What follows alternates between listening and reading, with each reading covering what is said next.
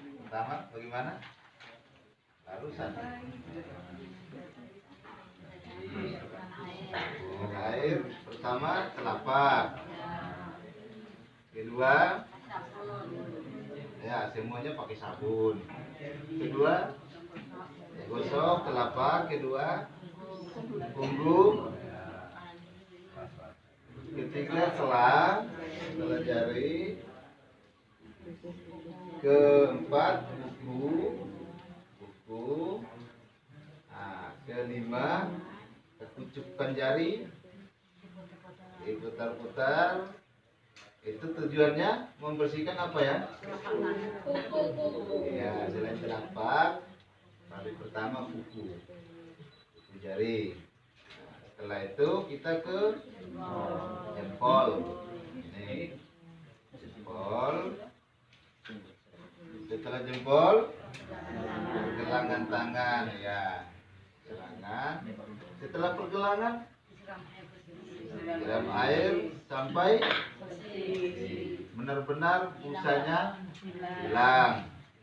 Setelah siram, kita ngelap sampai ya sudah bersih. Seperti yang dicontohkan Ibu Ani barusan tadi. Ya, ibu-ibu itulah mencuci tangan. Lalu saat mana itu sudah didiskusikan teman tadi. Nah, di sini kita pelajari lebih jauh dalam hal mencuci tangan. Semua kita bisa lihat di buku halaman 22 ya. Halaman 22. Itu ada di dalam ini. Sudah bisa lihat semua? Belum. Ya.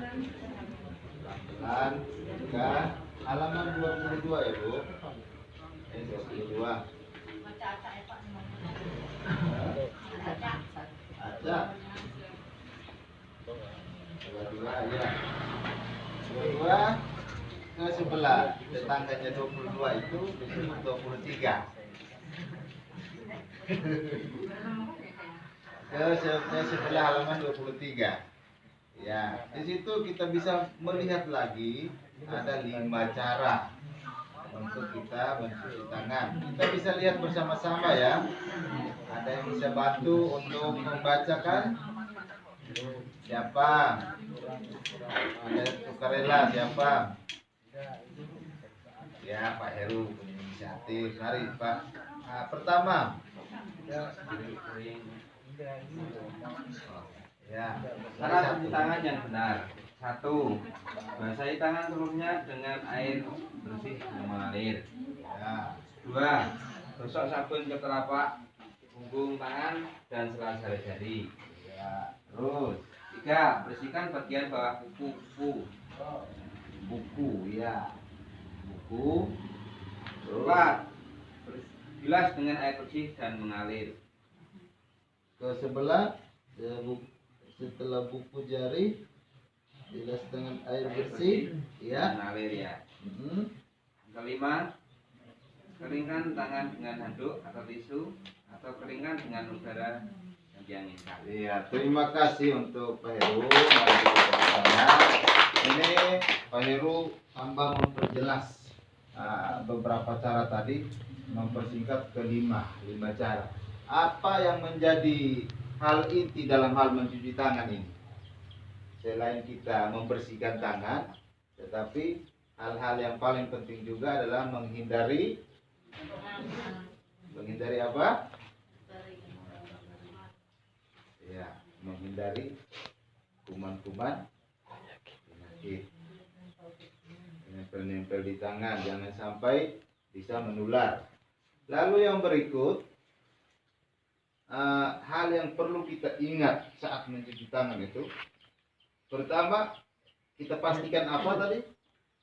Kita pastikan airnya harus mengalir. Ya betul, airnya harus mengalir. Memang kalau kita refleksi lihat kembali, kadang airnya tergenang juga dicuci kadang begitu ya. Ya, tetapi ini dianjurkan supaya kita pastikan airnya harus mengalir. Terus nanti ibu-ibu tanya, terus kalau orang atau bagi rumah keluarga yang nggak punya keran misalnya, gimana itu kalau ngalirnya pakai apa? Gayung. Iya betul, pakai gayung. Berarti ada yang bantu, ada yang bantu, ada ya. Lalu apa lagi? Berarti ada dua. Ember dilubangi. Ember dilubangi bisa. Itu cara-cara kreatif bisa menggantikan keran untuk air bisa mengalir. Begitu. Setelah mengalir cuci, hal yang kita pastikan berikut itu gimana? Kita pastikan berikut. Kita pastikan air harus mengalir.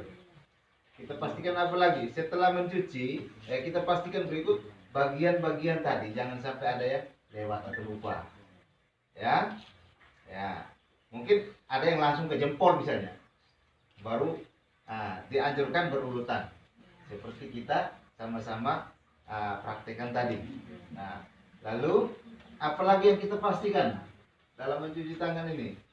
Setelah bagian-bagian itu kita pastikan lagi harus kita setelah cuci disiram sampai bersih atau busa sabun itu sampai hilang. Ini kita pastikan. Nah, lalu apalagi kita harus pastikan? Dilap benar-benar bersih. Nah, masih ada yang kita pastikan? Ya, ada masukan diangin-anginkan biar sudah bersih tambah segar begitu. Ya, lalu jangan lupa ibu-ibu, kalau misalnya keran umum di tempat umum, kita pastikan juga kalau sudah bersih, setelah cuci nutup kerannya menggunakan siku tangan. Biar agak sulit ya, tapi intinya jangan lagi kesentuh ulang. Itu tujuannya. Jadi itu ada beberapa inti yang kita harus pastikan, sehingga jangan sampai ada yang cucinya begitu lama tapi ujung-ujung sama kalau berapa ulang misalnya, sentuh ulang misalnya, gitu ya. Itu selain mencuci tangan, kita juga melihat kaitan dengan bagaimana kita menjaga kebersihan lingkungan rumah. Nah, ini saya pikir ibu-ibu pasti lebih tahu, lebih paham daripada menjaga kebersihan lingkungan rumah ini.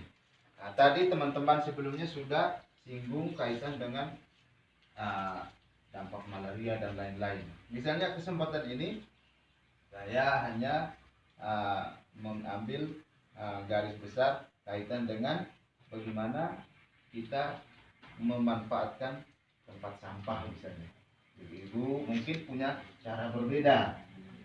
Ada yang menggunakan lubang sampah, ada yang ngumpul dibakar, atau mungkin punya cara lain, bisa sharingkan itu. Ibu Supriyati punya? Kalau saya sampah plastik saya panas, yang daun-daun saya buang ke itu tanam-tanaman itu. Iya, daun dibuang ke tanaman, dijadikan kompos ya. Betul. Itu juga cara daur sampah. Ada yang punya pengalaman, ada yang punya cara lain? Kalau plastik saya bakar. Pasti dibakar. Ada yang punya galian Belakang rumah. lubang sampah? Ada. Ya, itu sampah. Lalu mungkin kaitan dengan penampung air. Tadi ada singgung sanitasi total berbasis apa? Masyarakat. Berbasisnya kita. Nah, jadi itu kita hindari juga bagaimana tempat genangan air, entah itu air hujan atau air yang ngalir dari keran, kita pastikan juga itu bahwa harus di tempat-tempat yang nyaman. Dengan kembali ke sanitasi, maka kita punya bayangan ibu-ibu pasti mendengar gimana amankan air-air yang sementara dalam genangan bak, misalnya bak penampung. Kita bisa menguras, kita bisa menutup,